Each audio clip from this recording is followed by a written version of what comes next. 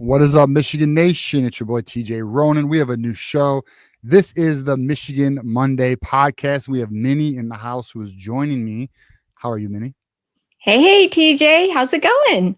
It's going good. Going good. Looking forward to doing a show with you. Same here. People are probably like, what is she doing? Why is she here?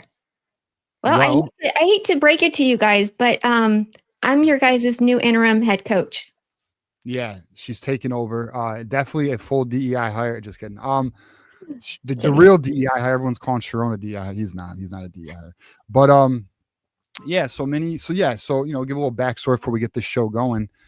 A few weeks ago, the Nebraska game, me and Minnie did a show, and then she was on our show, and it kind of went well, and she was going. I went to that game. Right. And I was I think I told you, like, at the end, congratulations. I mean, Michigan played their heart out. It was impressive. Yeah. I'm really impressed with them as a team. But before that, I got to actually meet Sherrone Moore this summer at Big Ten Media Days and, really listen to him and some of the players that he brought. And I'm just impressed with the whole program and what he brings to the program. I know right now, he's on the hot seat because you guys have lost 2 already, but, that's always the first instinct is to fire the head coach. Yeah, and we're going to get into that. It's one of our topics we're going to talk about. But the reality is we are here to talk ball because Michigan, or Minnie was telling me that she loves watching Michigan and follows the team pretty closely. And so then I quizzed her, and she was pretty on it. So pretty impressed. Looking forward to it. We are going to be doing the show for the full season and maybe into the off season. We'll see where it takes us. But looking forward to it, Minnie. Yeah. So I guess, yeah, definitely. So let's see. All right. So how about this? Let's go into our first. One other thing I have to say before we start is not only, obviously I love, good football, smash mouth football, which Michigan is known for. But your guys' fan base is killer. I love that you and John had a post game for like 3 hours, as long as the game went. And, the community?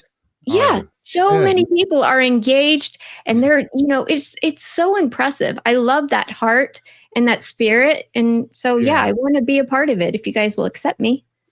There you go. Yeah, no, all right. So, so our community it's unique. It's amazing to have this thing. It's grown into its own thing. And works. Yeah. So what's funny is that post game, Minnie, that was actually one of our shorter post games. We typically go 5 hours. We used to do more. Me and John used to do 7, 8. We did a 14-hour post game last year. Do you have bathroom breaks? Yeah. Definitely breaks, food breaks. Oh yeah, no, we unless we beat Ohio State this year, I don't know if we're gonna be hitting the 14-hour post games, but Ooh. yeah, no, it's fun. It's cool to see what we have here, and it's only growing. It's only growing. So we're looking to keep building, which is why we added this show because I know B Dub specifically. Shout out to B Dub, Bull will win. He's like, why don't you do a show every day? And I'm like, it's hard to do a show every day, but I thought this was a unique concept. This would be fun, me and you doing this. So let's get into it, Minnie. Yeah. So you watched the game Saturday. Watched the game Saturday. I watched the post game interviews. I watched the interviews today with Sherrone Moore, and I don't know. I think that you wanted to just go ahead and start off with like three things that Yeah. we Yeah, well, first of all, I mean, listen, if you have anything extra, you can obviously add to it, Minnie. yeah. But yeah, I thought of a fun topic to begin. And by the way, let's give a shout out to the community. Hey, if you Yeah. guys want us to answer any unique questions, send us a super chat. We're gonna get into the super chats either in between topics or at the end of the show. So appreciate you guys, coming through there. But let's get into three things that stood out. Minnie, do you want to go first? Yeah, sure. So, I mean, it was hit on by the players after the game. Basically, it's like a one-word answer, and they kept giving it tackling, Mm. tackling. The DBs and Sherrone Moore hit more on that today when he was talking about taking angles for tackling. It's all about being able to get your hips square and tackle at the right angle. So I think that they've been working on it, but I think they're going to specifically work on that. Yeah, well, I mean, I would argue they should have been working on that. The word is they're supposed to be working on that in the bye week. I mean, tackling has been an issue all year. Um, along with I know the fan base is frustrated with the lack of clean football that we're playing with right now. So that's frustrating. We'll get into that a little bit deeper. I'll hit on mine, Minnie. We'll go kind of rapid fire a little bit here. Okay. So my next one is kind of aligned with tackling, the unpreparedness that this team plays with. The defensively, they don't look ready. They're being walked on every first drive. Offensively, I don't feel that they have a strong game plan in place for the full game. And then the offensive line just does not look to be up to the task, especially last game against USC. And then people are going to argue, well, USC is one of the better defensive lines in the country. That's fair in terms of sack, in terms of their pressure ability. But it just doesn't feel like the coaching staff has the team ready for the moment. And that's actually surprising because last year I didn't get that feeling, and Michigan actually rose to the occasion a lot. This year, it does not appear we are hitting that. Any thoughts on that, Minnie? Huh. Yeah. I mean, I hate to say it, but we have a freshman quarterback. Yeah. It's his job. Like you said, he's trying to take on that leadership role. That's difficult to do with a bunch of, egos on the team. When you have 4 and 5 star players, you're going to have egos. But also, I think that you have to allow for certain mistakes as a freshman. You have to expect it. Yeah, but yes, and I think we saw. And to be honest, I think the game that we just watched with against USC was probably Bryce Underwood's worst game. Yeah, to be honest. But I mean, I'm more talking about the team as a whole, Minnie, not even just Bryce Underwood. Like, I mean, the team as a whole seems a bit unprepared. It's not something we're used to because I mean, one could argue we were spoiled with Jim Harbaugh, but the reality is Jim Harbaugh had this team often. Although, I mean, there were some Ohio State games clearly that we were not ready for, but often Jim Harbaugh had the team ready. It to me, it's a red flag. It's something that's a slightly concerning. And I don't, quite honestly, as a fan of Michigan, I don't like it. I don't like it. I feel like that just the coaching got out schemed. I think USC really just out schemed our defense. So I think that is part of it. And also, I know everybody we don't want to make a big deal out of traveling, but traveling on a 6-hour flight, I know we got there a day early and everything. It's still, it's gonna just be different. Yeah. and take it out of you. So I just feel like this is probably a one-time thing, truly. I mean, going What all the was? way across the country like that is difficult. Yeah, but I don't disagree. But at the end of the day, this is power football. These are big time brands. These are big time programs. You got to show up and be ready. I mean, you're not wrong. You're bringing truth to the discussion, but you can't. We got to win this game. I mean, it just is what it is, right? So, Oh, what's yeah. your next? What's your next thing that stood out for you? Oh, yeah, just the secondary getting burned. Like, they were, a couple steps behind a lot in the game, and Yeah. it exposed in coverage. So, I just feel like, again, that could have been scheming. It could have been just the breakdown in coverage, as far as like what USC was doing. So Mm. that, I just feel like it's more of a glaring problem on defense, Mm. is what it looked like as a whole. Yeah, I would agree. Defense looks worse. I mean, my next point is very similar to yours. It's the other end of the defense. It's the lack of defensive line pressure. We didn't get one sack. We were not Mhm. in Maeva's backfield at all. We were not making them uncomfortable. Defensive line, in my opinion, did not step up. Yeah. Thus making it harder for the back end of the defense and in exposing them. Yeah, I thought that was pretty disappointing. All in all. What is your final point here? That's our final item that stood out to you, Minnie. Well, yeah, that was that Underwood is just making freshman mistakes. You know, the pressure got to him, and he made a bad throw that got an interception. And it's going to happen, and it's supposed to happen. But Yeah. we're supposed to actually like be good enough that we can overcome those things. Right. Right. Right. And it didn't happen on Saturday. So Yeah. No, I agree with you.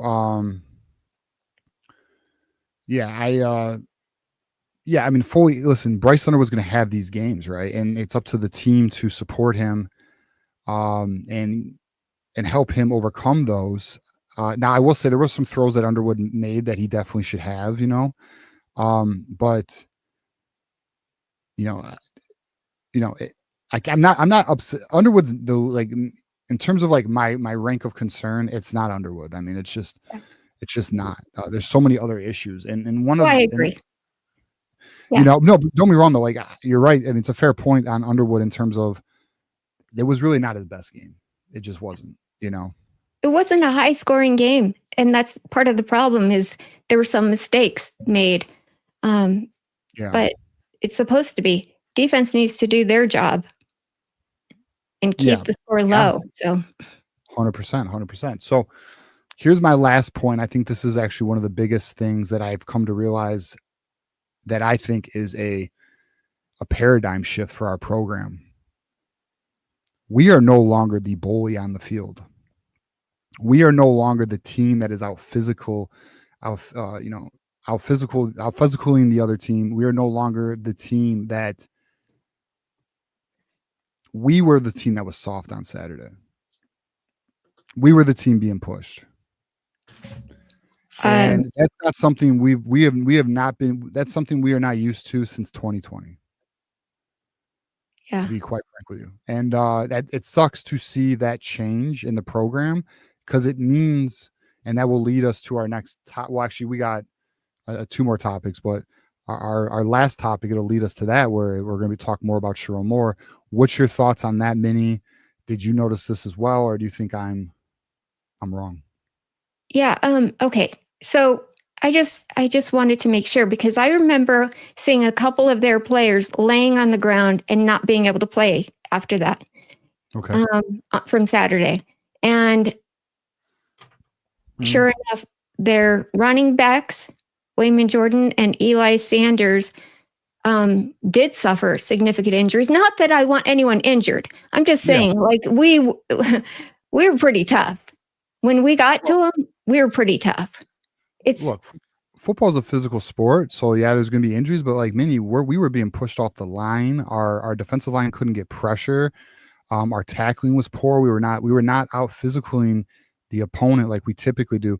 Like we are typically the men amongst boys, and that is not transpiring on the field right now. We are looking like, I don't know, we've lost that identity. And the problem is, Minnie, that Sherrone wants to play with that identity, or that's the mentality he wants to play with. The team is not, it does not appear we're capable of playing that style of game anymore. And it's frustrating because, one, our offensive line's no longer dominant. Our defensive line's no longer getting the pressure we are used to.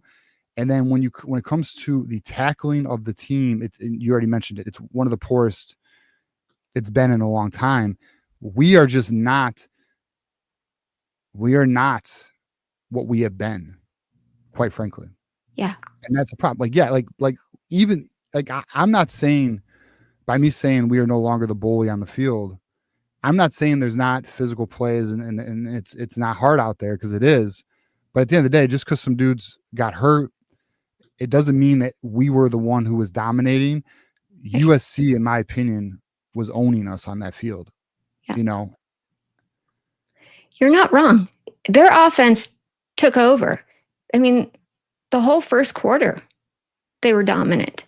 And we couldn't get past the third downs. It was not good. Yeah, definitely. Okay, well, let's get to our super chats here. I left it. My bad, Blue Arena. I kind of left it up because I forgot about it. We got Beat Up here. He goes, all I want is consistency. Show up. Be who you are. Sadly, this isn't happening. Standard is a standard. I agree with you, Beat Up. We have Blue Wolverine here, 499 super chat. John, letting your hair grow out looks good. Thank you. We got Asian Posh. I love you, Minnie and TJ. Go Bucks. Go Big Red. Go Blue.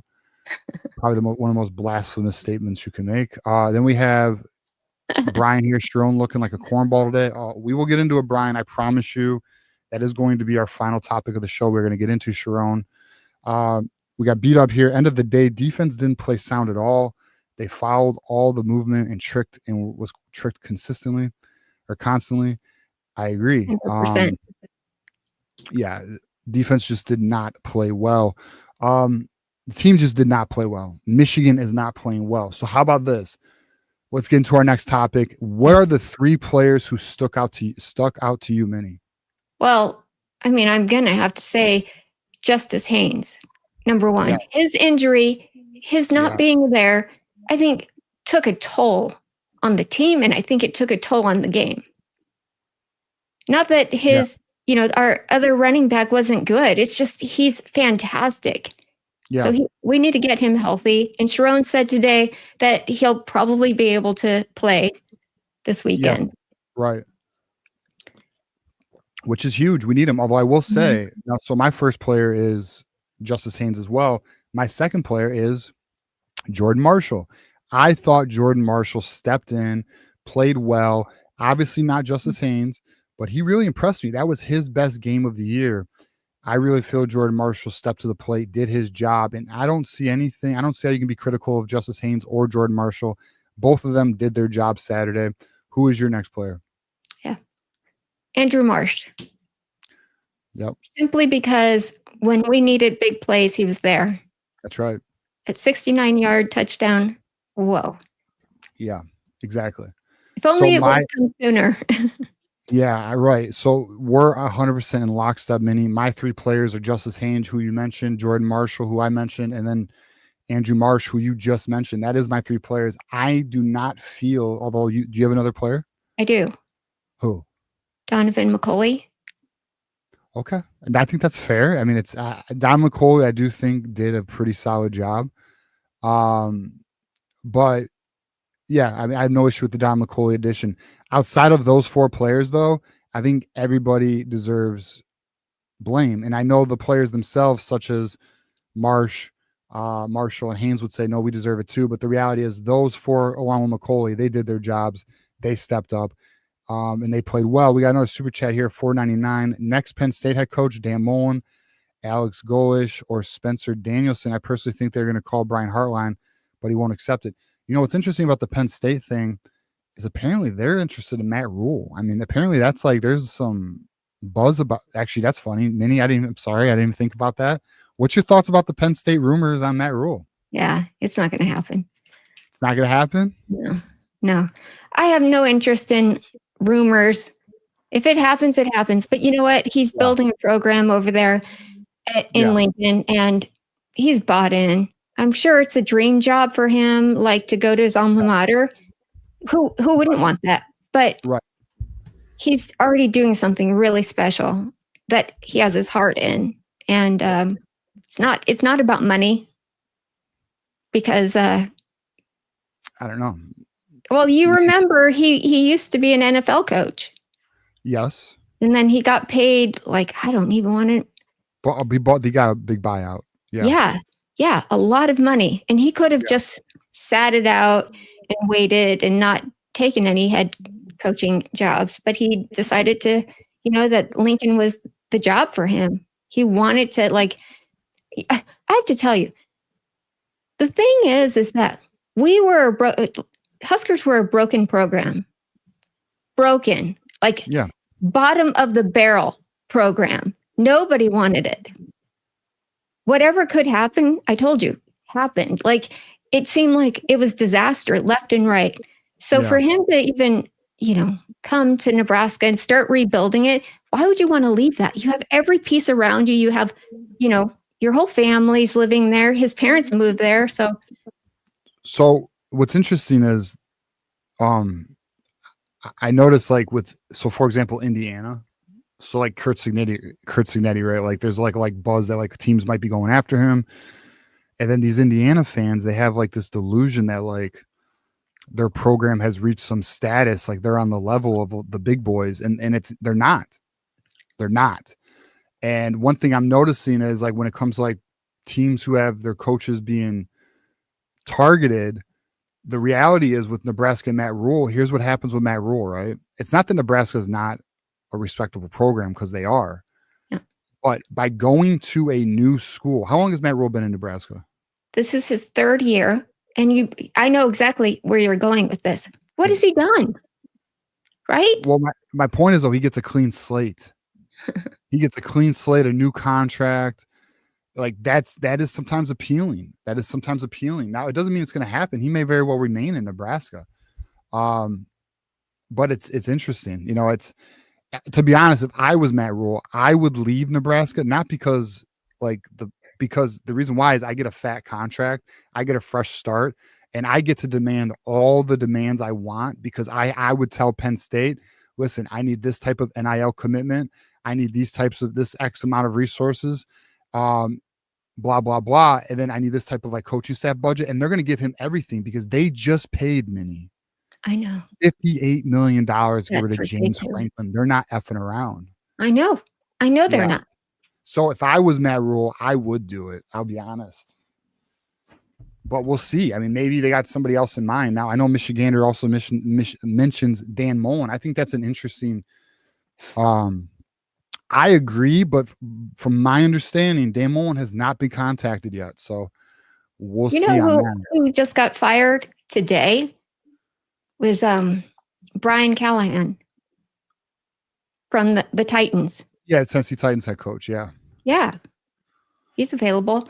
His dad was the offensive line coach for him. Yeah. His dad was our head coach, Bill Callahan, for a long time at Nebraska. So, I mean, he's available now. Who knows? I mean, yeah, it'll be interesting. I mean, it's got to be tough for programs like yours, where you have a coach where teams might be interested, Yeah. Well, I mean, it's going to happen every single year.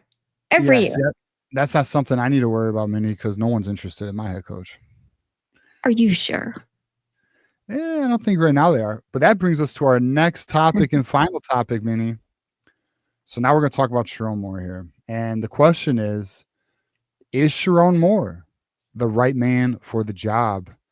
I'm going to let you go first, Minnie, and then we will dive deeper on it. Okay.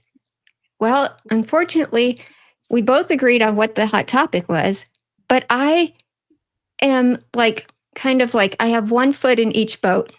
Like, yes, Okay. I think he should be let go. No, I think we should keep him. And I'll tell you why. My experience is he is a nice guy, right? He's a nice guy, and it makes me think of Mike Riley at Nebraska, which, trust me, nice guys are great, but you don't want them running a head football program. Yeah. But on the other hand, at that time, Yeah. there was no such thing as NIL and the transfer portal. You could only transfer once, and I believe you had to sit out for 2 years or something. A year. Something A year. crazy. Yeah. A year. Yeah. Yep. So now you can transfer as many times as you want, right? So you have to have a very close relationship with your players. You have to. So the fact that he's a player's coach is actually a good thing. You want that because you guys, I mean, Michigan is loaded with 4 and 5 star players. How do we keep them? Yeah. If somebody else is willing to pay them $1 more, are they going to go? Or are they going to stay because they have that relationship? That matters. Yeah. So so your argument you're making is an argument for Sherrone Moore, and the other argument for Sherrone Moore maintaining and holding this position is, well, you don't want to lose those players like you're talking about, Minnie. If Sherrone Moore anything happened to Sherrone Moore, potentially you disrupt the roster, you disrupt the recruiting classes. Now, let me also say, because this comment is 100% correct. Where is it? Moore is getting next year. You're right, Todd. You are 1,000%. Well, I'll say 100%. We won't put 1,000 on it because you never know, right? But Sherrone Moore is going to get one more year. And I said on Saturday's show, if the season is like this next year, then Sherrone Moore is probably going to be gone. The issue that and what's interesting is, Minnie, I don't know if you've been following along to a lot of Michigan circles on Twitter. I don't even know if you're on Twitter a lot, by the way. But are you on Twitter a lot? I mean, I pop in there to see what Doreen's up to. Fair enough. I got to keep my eye on her. But no, I'm not on Twitter as much, but I do read Reddit. I know I shouldn't, but I love the deep, dark internet, what people have to say. Yes. Jesus, man, we're learning more about Minnie. All right. I can imagine the rabbit holes you go down, but all right. So, but like the thing is, so here's the one. So, all right. So a lot of polls have been put out there about, do you believe Sherrone Moore is the man for the job? Do you believe Michigan can succeed with Sherrone Moore? And a lot of, it's like 80-20, and the 80 is no. Yeah. So this fan base has lost its faith. The fan base appears to have lost its trust and faith in Sherrone Moore. We are at 80% of this fan base is not confident in this current situation. It's interesting. I find it very interesting. I'm surprised it's that great, but it is, because we ran a poll on YouTube. I ran another poll on Twitter. I've seen other polls very similar, and it's like 80-20. They're all 80-20. The issue, Minnie, and I'll let you go here in a minute. A lot of people feel Sherrone Moore is more of a friend than a coach. A lot of people, myself included here, what I'm about to say here, I feel Sherrone Moore is learning on the job, and he should be a head coach, but I'm not sure he's ready to be the coach of Michigan. Yeah. That's the concern. He's 37 years old. It's pretty young for a head coach. Yeah. You're not wrong, but he does have a lot of experience around him with his OC and his DC. I think that he's even-tempered, and I think he's measured in the things that he says. So he probably gives off that impression to fans that, he's maybe not as like gung-ho or something, but I don't believe that's actually the case. I mean, when he took the podium at Big Ten Media Days, the number one thing he said is, we know it's not good enough what we did last season. Winning at Michigan is basically, he said, that's the only option. Yeah. I do believe that he does think that. And, the question circles back to what just happened with James Franklin. Who's going to take his place? Biff Right. Poggi did a pretty decent job, but do you want Biff Poggi as your head coach? No, not long term. I'd have no issue if you wanted to finish out the season if we let Sherrone go, but we're not going to. So, yeah, I mean, what's interesting is there's a lot of the fan base too. And I was actually probably going to save this for tomorrow's show, but I guess I'll just say this now. There's some cope going on in our fan base where it's like, well, as long as we beat Ohio State, that's good enough. I hate that mentality. Absolutely, we have to beat Ohio State. That is 100% one of the objectives and targets for the season. But if anyone thinks, to me, here's my opinion on that statement.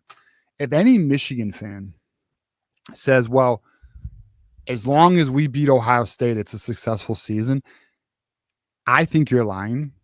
And I think you're just saying that because you don't want to admit the reality. And the reality is the season's not good enough, but because you beat Ohio State, at least it gives you some sort of victory. And you're going to hang on to that small victory. It's not a small victory, but you're going to hang on to that victory. But the reality is it's not good enough. Like Michigan should not only be beating its rivals, so that goes Michigan State, Ohio State, competing for Big Ten championships and making the college football playoff and competing for national titles. That's the standard at Michigan. Recruiting top 10. That's the new standard in Michigan with the new NIL support. Anything below that is not acceptable. And anyone who says otherwise is either lying to you or they're still stuck in 1962. Thoughts on that, Minnie? Yeah, those rivalries run deep. It's interesting because, I mean, it's almost scary when you hear two different fans that are, diehards from Ohio State and Michigan, and they're going at it like it's kind of scary. And I think that's the motto that a lot of people live by. But I mean, this is a competitive game. You want to win everything, every single game. Yeah, exactly. Yeah. 100%. I want to hit on this comment here who said, I don't know if I can find it, but essentially it was something along the lines of what makes you think Biff Poggi is the best we could do? I don't think we're saying that. I know many proposed that thought. I think Michigan could go after Curt Cignetti, but Michigan may want something younger. I think Curt Cignetti's 65. Or maybe they want somebody who's as steady as a Curt Cignetti, who's a real football coach. I'm not sure. I don't know what targets Michigan would be after, and I'm not aware of the risers, the head coach risers. I'm not aware of it right now. But as those lists come out, and I can do my own analysis, I can give you guys a better answer on that. But I mean, listen. Here's what I'll say, and I'll let you go, Minnie. In my opinion, and I feel confident in my opinion, Michigan's a top 5 job. How about this, Minnie? Where would you rank Michigan in the nation? Be honest. If you don't agree with top 5, where would you rank Michigan as a job nationally? Well, I'd say top 3, top easy. But here's the thing. Up until now, whenever people link Curt Cignetti with, being a head coach anywhere, I never thought that was a good idea. What do you mean? Like people are talking about, Curt Cignetti would be a good head coach over at Penn State. No, I don't agree with that. Even though he's from Pittsburgh, I don't agree with that. I don't think he fits that program well. Okay. He fits Michigan. He does fit Michigan. I agree. That is actually the one that actually makes sense. And the only reason why I brought up Biff Poggi, by the way, is because so many people responded to the way that he took over for Moore in such a positive way. I don't mean that he's the only person like as good as Michigan could get. Yeah. And what's interesting is, and I think this is a fair point, the best 2 games Michigan has played this year was under Biff Poggi, and Sherrone Moore was not there, which I'm going to be honest, I think there's some legitimacy to that. I don't think that's a coincidence. It's not like Nebraska's not a good opponent. That's a quality opponent we beat, and Biff and co did a great job that day. I think the key was letting Bryce Underwood be Bryce Underwood. Right. I really do. I feel like that was the key to the success for that day. I don't know if it's the key to success for every game, but definitely that day. Yeah. Absolutely. Yeah. So that's where we are. So the question is like, is Sherrone Moore the right man for the job? And like, look, here's the reality. Here's the reality. He's going to get another year. So we're going to have to see. We're going to have to see how he adjusts. I will say there's a lot of people who are upset. And this is pretty interesting. Actually, I'm going to share this. I want to share this with our community. So today, Sherrone Moore, and I'll share this right here. Sherrone Moore had a comment that said, he wore his, Collar jacket. mechanic jacket today, his blue collar jacket. He goes, the message is pretty simple. We got to go back to work. That's why I have a blue collar jacket on. There are a lot of people who are unhappy with this comment, Minnie. And what's interesting is former player Channing Stribling is unhappy with this comment. Who But is? it's not, I'm sorry, what? What player? Channing Stribling, who played for Michigan from I think 2013 to 2017, starting cornerback. Oh, So he was a former Michigan player. He does not love this response. There's a lot of Michigan fans who do not love this response. They feel there are people. I'm not like, and I am speaking for others because I'm really just in observation mode. But they feel that this answer isn't an answer or a solution. It's just a gimmick, and he doesn't really know what to do. Thoughts? yeah. I mean, everything that he says, you kind of have to really sift through it because it's a lot of coach speech, right? It's a lot of execution. Comes down to the little things. How many times do you hear that a coach say that as an excuse?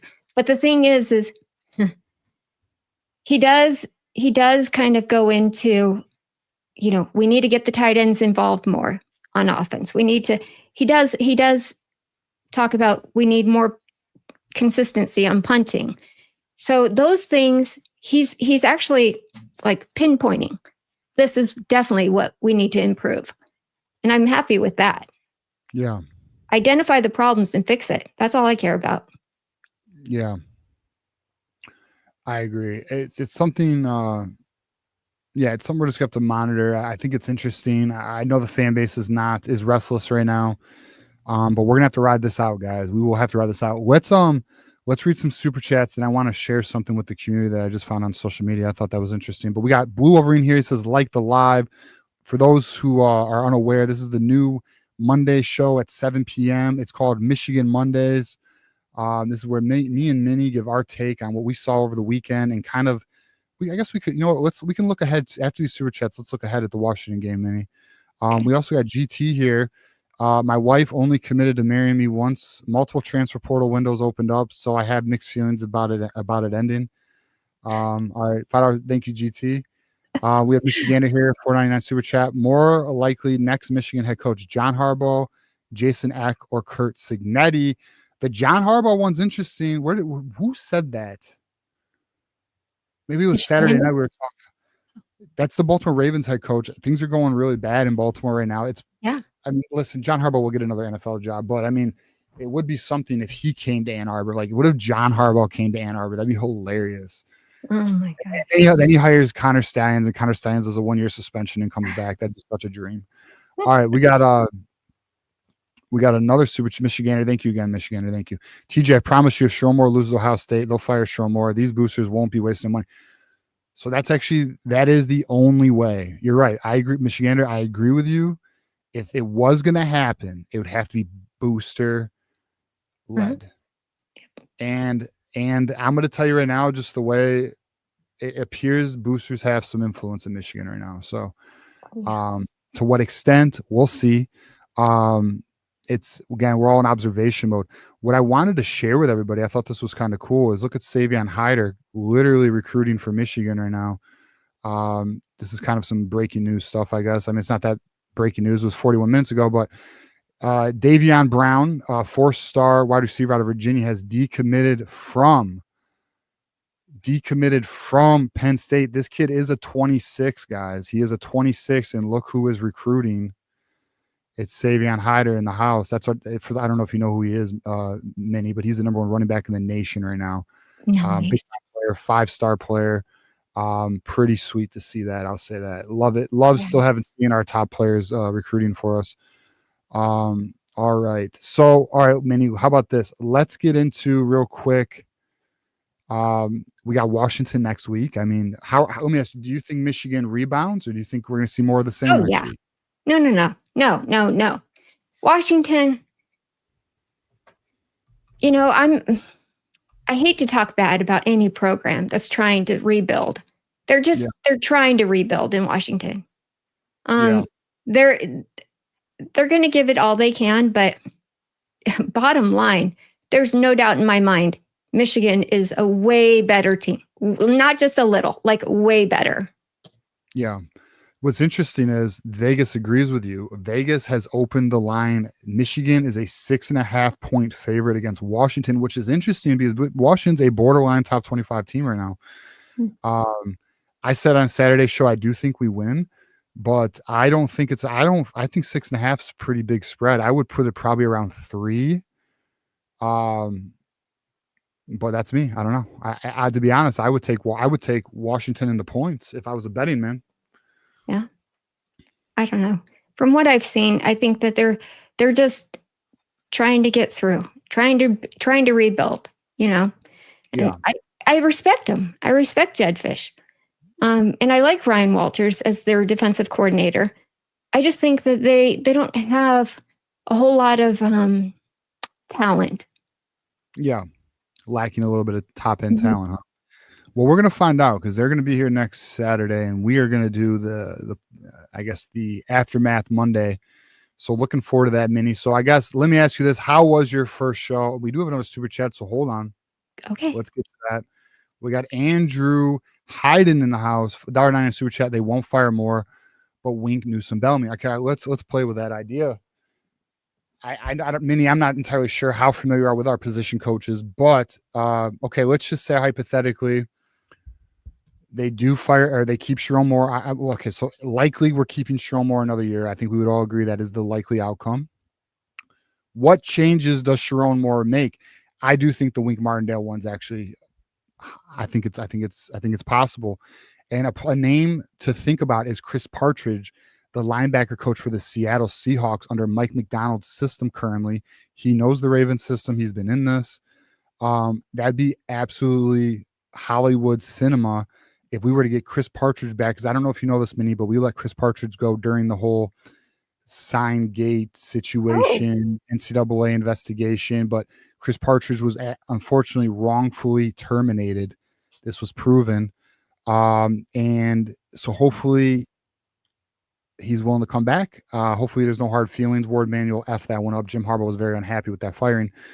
Grant Newsom looks like not doing a good job. Grant Newsom's our offensive line coach, Minnie. Then Ron Bellamy's our wide receiver coach. I will say to our wide receiver coach, Andrew Marsh, McCauley, I mean, the boys are looking better. I think Bellamy's going to stay. I think the wide receivers are playing better. And I think on Saturday's show, we asked, did Browder play? Browder did get 2 snaps. Jamar Browder, the other true freshman, he did get 2 snaps. So he is beginning to see some action. But I would say who would not survive? I think Wink's on the chopping block. Grant Newsom's on the chopping block. JB Brown's definitely on the chopping block. Brian Jean-Marie, I think, is potentially on the chopping block. That's as far as I think I'd go. I think Ron Bellamy's safe because I just think the kids are playing better. Yeah. I would agree because of what I saw on Saturday, especially. Yeah. Now, the New Life just asked a question that I would relate to. Are you a Harry Potter fan, Minnie? Voldemort? You know Voldemort? Yes, I do. He who should not be named, you know? Yes. This comment falls in that. What if we lose to, I don't even want to say it.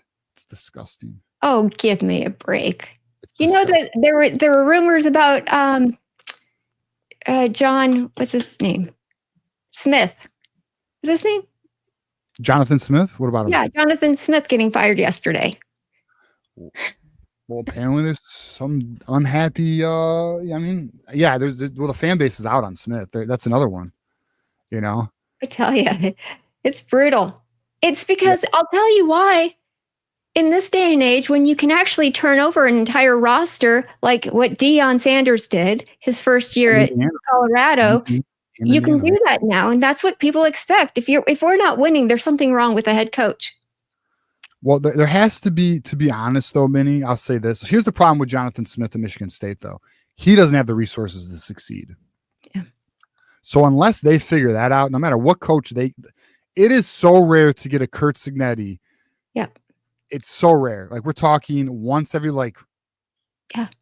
3 to 5 years, you get a coach who makes something out of nothing. Like it's not like Kurt Signetti has some crazy NIL pool. He's just a damn good coach who's under the Nick Saban tree, by the way. Yeah. Coach with Kirby Smart and Nick Saban in, I think, 2010. But to New Life's point here, so what I was getting at is like, unless you're showing signs of progress or reasons for optimism, it's hard for a coach to stay more than 2 years, 3 years max for sure. But you got to also understand, what is the standard at the program? I mean, if you're not meeting the standard, you got to go. That's it. You know, like this is like, you know, being a head coach in college football. I mean, this is like the pros. I mean, now it's not the pros. The pros are the pros, but I mean, to be a head coach of college football, it's big time. Now to New Life's question here, what if we lose to Sparty? I'll tell you this: if we lost to Michigan State, the fan base, I would fear, would begin to check out. And that worries me, not because I'm a content creator, not because I have a community and a Michigan channel, but because this will be a lot less fun. And they're going to check out until there's change. And that would there's suck. No way. All right. Let's just. Well, I don't think we'll lose. I don't think we'll lose the Michigan State. Let's not put the cart before the horse. This is not happening. Okay. Yeah, I don't think it's happening either. But he proposed the question. We got to hypothesize here. Okay. What if we lost to Sparty? I'm telling you right now, it's not going to happen. But you know, any team could be beat on any given day. I get that. Like everyone comes down with the flu. Knock on wood, it's not going to happen. We're so competitive. I'm just not even worried about it. I just really am not. That's not a game I'm worried about, but I do know there's some fans in the back of their head like, what if, you know? I think we'll be all right, though. I think we'll be all right. But I'll tell you, I will say this: if we did, though, I'm going scorch earth, and I will lead the charge. I don't give a shit. Changes need to be made. We're not losing a little brother. That's not happening. All right, we got Quinn here, $10 hitter. The only good assistant coach we have is the OC. Moore screwed him by not letting him bring his assistants with him. And the O-line coach and the receivers coach would have been huge assets for North Carolina. Yeah, the wide receiver coach, drawing a blank on his name. John knows his name. He talks about him all the time. He was somebody we thought could be a potential target, but he stuck with Ron Bellamy. Grant Newsome is not performing well. He's just not. I think we all would agree he is not. So I do expect some changes to be made there. Yeah, look, if Moore makes it to next year, which is the likely scenario, he really needs to reevaluate his staff. And quite honestly, he needs to have a Harbaugh-like, I don't want to say come to Jesus moment because that's like too aggressive, you know. It's not that serious, but it is kind of serious, but it ain't that serious. He needs to have just a real ass moment with himself and figure out what changes need to be made, because he's going to be in a similar situation Harbaugh was after the COVID season, in the sense of his back is against the wall and he better figure out or die trying. And that's the reality of the situation, because the seat is now getting warm. That seat is not cool anymore. It's getting warm. Somebody in chat said she doesn't understand what it's like to lose to Sparty. For you guys, for Michigan too. I get that. You guys, I don't think Michigan is even going to lose any game going forward. I truly don't. Even Ohio State? Even Ohio State, especially because it's there. It's a home game. It is a home game. Yeah. So I just really don't see it. I think that there's too much talent, way too much talent. They're going to figure this out. They hear all this griping. Yeah, they know that they need to fix it now, today. I agree. And listen, that's the thing too, is like one of the things was what's the issue with Michigan? And some people are asking, it's not the talent. We have the talent. There's no team more talented us on our schedule until we reach Ohio State. And that is somewhere where it's fair to say Ohio State has more talent. We know they recruit at a top 3 level. They do. But here's the thing, only 35 guys play. Your best 35 need to step up, right? Slade the Expectation says he likes the new co-host. Minnie, you're doing a great job. By the way, let me just also stress this. I know Minnie has a Nebraska background, but boys, we are going to flip her 100% blue. I just to let you know, just 100% blue. No She's more red. Converting full to Michigan. It's just a matter of time. It's when, not if. So we'll get there. Yes. Yeah, we'll get there. All right. So we have Michigander here again. Well, hold on. Let me make sure I got them all. Did he say anything? All right. Okay. So then we have Michigander here. John Smith to UCLA. Oh, you know what, Michigan? I like that. Well, I don't know. I mean, this interim head coach at UCLA is doing a hell of a job, isn't he? Yeah. Tim Skipper. James Franklin to Michigan State. I'll tell you what. Off to him. I tell you. They want it there. They want him there, which is funny because he's going to he will build Michigan State to a, I would say, respectable program, but he won't be able to take him over the top. I just don't think he has that ability to take a program to that next level. I think he's the type of coach who can get you to a certain point, but he can't get you over the hump. He had all the resources in the world. He had all the talent this year. He had the quarterback. He still failed. Yeah. I was thinking about this, though. Penn State, they were a kick away from winning, weren't they? I'm sorry, who was? Penn State last season. What, against what, you talking about the playoffs? Yes. I think it boiled down to them missing a kick. Maybe. I don't know. It's so far ago. So many games ago. I don't remember. Well, that for some reason that sticks in my mind. And I just wonder if that kick was made, would this be Ryan Day on the hot seat? I have no idea. Yeah, so right now Ryan Day is and over your years, he's looking like potentially the best coach in college football right now. I mean, he's got the team going. I mean, I hate to say it, but I'm not going to lie to you. Ryan Day's got it going on. It's up to Sherrone Moore to wreck the party. All right, we got Cliff Richardson here. Is it possible we still have a systematic problem in Michigan going all the way to administration of the school? They didn't even support Harbaugh. We 100% have a. What was that situation that just happened? Shit. Yes, there's still administrative issues within this program. Now, obviously, it's more aligned than it was before. We have donors and all of that. What did Ward do recently that I hated? Oh, I don't know. This is really more of a pet peeve. This wasn't that big of a deal. I hated that Ward Manuel went to Biff Poggi and told me I had to wear sleeves. Oh. It pisses Why? me off. Because Ward Manuel doesn't like fun. He's like the teacher in school who doesn't get it. You know what I mean? He's sounds like he's a micromanager. Well, he's a yes man. I don't know how familiar you are with our athletic director, but our athletic director is Ward Manuel. He's a yes man. The Regents, he's our. I could speak more worse. I'm going to be respectful, but he essentially does what the Regents want. Oh. So, and that's why they like him. And our Regents are. That's another thing. Yeah. The AD has to be like, as a head coach to a program, especially like Michigan, you have to be like that with your AD, because there's things that a head coach for a football team, I mean, they need that support. Yeah. Yeah. Well, that could be part of the problem. I don't know if you know about this either, Minnie. We'll definitely teach you everything, whatever you're missing here. But Jim Harbaugh literally said he didn't feel Ward Manuel would have his back against the Regents. So he didn't trust the AD. I mean, that's the stuff we're dealing with, right? So, is what it is. It is. I think there is still a systematic issue at Michigan. I'll tell you right now. I'm gonna tell you right now. There's actually a situation right now that concerns me a lot about Michigan, but it hasn't occurred yet.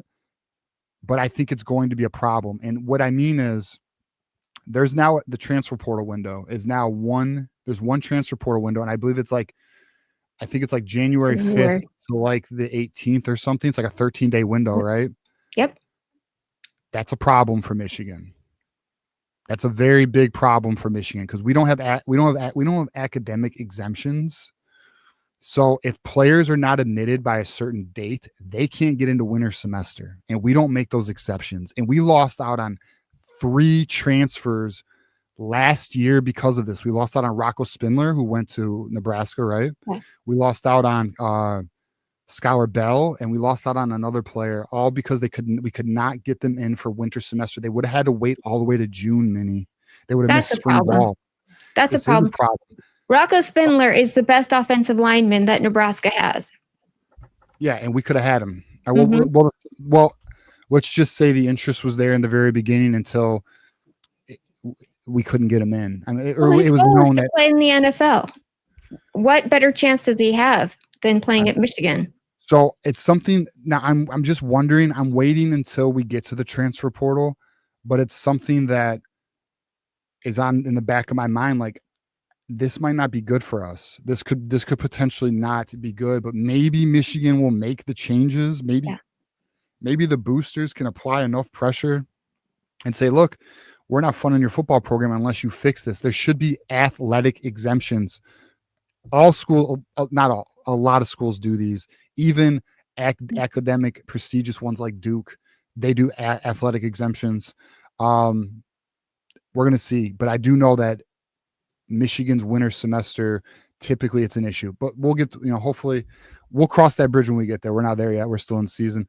We got Michigan to here, $1.90 super chat. Sherrone is all talk, no action with goofy antics. Well, we're going to find out, Michigander, to be honest. How do the boys respond this week? Then, if the boys respond, if he can get them to come to play, then you know what, it's okay. But we're going to see. I mean, I think we all can feel and see that Sherrone might be in over his head, but we'll see. I mean, I think let's get some more data here. Let's get some more data here, and hope for the best. We got Quinn, $5 super chat. TJ, if we lose to little bro, I feel sick every time I read it. Y'all need an all-night show to vent. Yes. If we lost to Michigan State, oh my gosh, I'm telling you, this fan base is going to if we lose to Michigan State, I will make every single person that is in the chat chicken noodle soup. Okay. Oh, Minnie, how nice of you. How nice of you. That sounds horrible. All right, we got Blue over in here, $4.99. USC fined the player USC was fined $5,000 for playing an ineligible player. Are you aware of the situation, Minnie? No, tell me more. Yeah, I'll put it up here. So USC, let me see if I can pull it up. So essentially USC, okay, so yeah, I'll just share this. I'll pull it up on screen. So essentially, breaking Big Ten spokesman tells CBS Sports the conference has fined USC $5,000 for playing Brian Jackson in Saturday's game against Michigan. Jackson was initially listed as out, but then they played him, thus making him an ineligible player. Yep, that's the rule. That's the rule as of last year. I think what Blue Wolverine really wants me to get to is like, well, what if this was Michigan? Yes, I do believe that if this was Michigan, the NCAA would have came at us a lot harder than $5,000. And if Jim Harbaugh was still the coach, this would have been more aggressive. Like vacating the win? No, not that.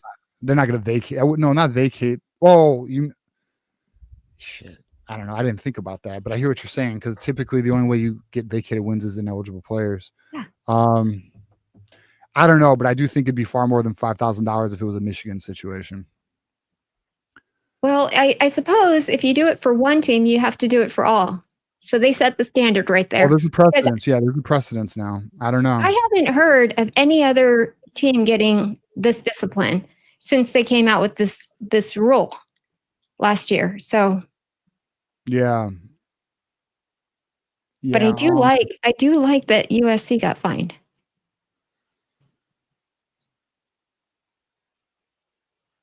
Yeah. Moose needs to relax. Anyways, All right, so we got Jacob here. I thought OSU was doing us a favor by hiring Matt Patricia. Yeah, he's looking good. He's doing a probably good the job. best thing that's happened to them all year.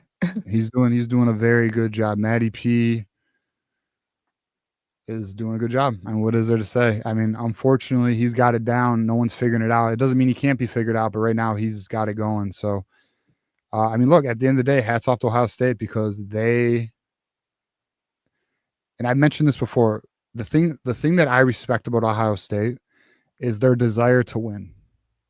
They have a desire to win that is even greater than a lot of SEC schools. Like it's really, and so I respect that. There's still a bunch of bums, in my opinion, and a bunch of like really like they're fucking nuts. Not to swear many, my bad, but like I don't know how much you've interacted with the Ohio State fan base, but they're crazy. Yeah, they are. They're crazy. They're nuts. One of my very good friends I co-host with, who's an Ohio State fan. Yeah, but she doesn't count. She's like the rare exception of a good Buckeye. Behind the scenes, it's like a scratch off lottery ticket. It's very rare to win like $1 million. She's that. She's $1 million. No, I truly think that you're right. She's a gem, but should be a Michigan every road. If you get her talking about anything, every road leads back to Ohio. Every road. Yeah. What with her, you say? Yeah. Oh, of course. Yeah. So, all right, that's all of our super chats. Appreciate everyone contributing to the show tonight. It really was nice for our first show. We had a great show. We really went an hour, Minnie. I mean, we thought this show would only be about 30 minutes. Yeah. But here we are. We went an hour. I think the community is already accepting you, so that's awesome. Thank you guys. I appreciate it. Yeah, so be on the lookout. Minnie will be here Mondays, 7:00. The Michigan Monday podcast is what we're calling it. We got another one. Okay, let's go to the super chat here. Are you a fan of how often Wink subs his defensive line? I think, well, here, you know what? I actually have, let me pull these up. I just had the snaps in front of me. I'm going to pull it back up. So let's take a deeper dive here. Here, I'll pull it up. So shout out to our guy, Double BB, friend of the show. Good dude. One of the top 5 accounts on Twitter, in my opinion. So this guy's I love Excel, but this dude loves Excel. Oh. Yeah, so he does these in his sleep. So defensive tackle. So if we look at the rotation here, Derek Moore 36 snaps, Cameron Brandt 35, Barham 35, Nichols got 20. That's crazy. I didn't even notice he was on the field. TJ Guy, look at how far TJ Guy has fallen. 15 snaps. Then we defensive tackle, 41 snaps for Benny, which is right. That's right. Although he's just not making enough impact. Inaueta 30, 29 for Pierce, 26 for Williams. I mean, they like to keep the boys fresh. Let's see how many. 1, 2, 3, 4, 5, 6, 7, 8, 9, 10. They essentially had a 10 player rotation on that defensive line. Okay. I think there's I think a big part of it really is they're trying to find answers. They're trying to find someone to make plays. They're trying to find, I think that's where they are. How young is it? How young is the defensive line? It's not that young. Derek Moore's like a senior. Rayshon Benny's like a senior. Cameron Brandt. Barham's older. Cameron Brandt's, I think, in his 3rd year. Nichols is young. TJ Guy's a senior, so that's not young at all. So, I mean, out of our edge group, only one player is young. That's Dominic Nichols and Nate Marshall, but he only had 5 snaps. Defensive tackle, Inaueta, I think, is now in his 3rd year. It could be his 2nd. Trey Pierce is young. Benny's older, Williams is older, and Payne's older. So we essentially have our only young players in rotation right now are Nichols. We could say Marshall, but it was really, he only had 5 snaps. Etta and Pierce, that is it. There's only 4 out of the 10, 4 out of 11, because I'm adding Nate Marshall. But here's the good news.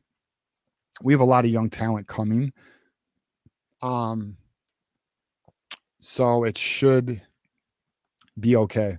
But we'll see. To be determined. I did read that, there were a lot of players that went to the NFL draft from the line.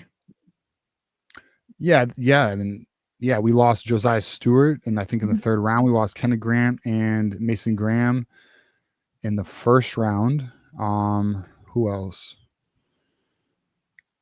That might be it. But yeah, we lost. Yeah, I mean, you lose 3 guys in the first 2 days of the draft. I mean, that's a lot of Yeah. talent. Yeah. Um, so our guy Dread Not Fear says, "What happened to John?" We upgraded. No, I'm just Yeah. kidding. John will be here Tuesday, 8 p.m. This is mine and Minnie's show on Monday. We're bringing her to the team. Gonna have some fun and do the damn thing. So, all right, Minnie. Any final thoughts before we get out of here? No, it's been fun. I love this. I Yeah, love, love, love this. If you guys, I mean, if you have any doubts, when I get into something, I totally get into it, and I'm excited to yeah, see where this goes. So yeah, definitely. Yeah, we're gonna have some fun with it. Yeah, we're gonna have some fun with it, and it's only the beginning, Minnie. So let's enjoy the ride here. Hopefully, next week we have a win to talk about. So we'll see where we are there. But all right, Michigan Nation, we're gonna get out of here. Minnie, I don't know if you want to promote your socials or not. If not, no big deal. I mean, I'm not on them, so I would Yeah, feel bad about promoting them. fair enough. All Yeah. right. Well, you guys can find me at TJ_Ronin and get at me. We could talk some ball, good times. And until next time, Michigan Nation, it is always go blue. Go blue.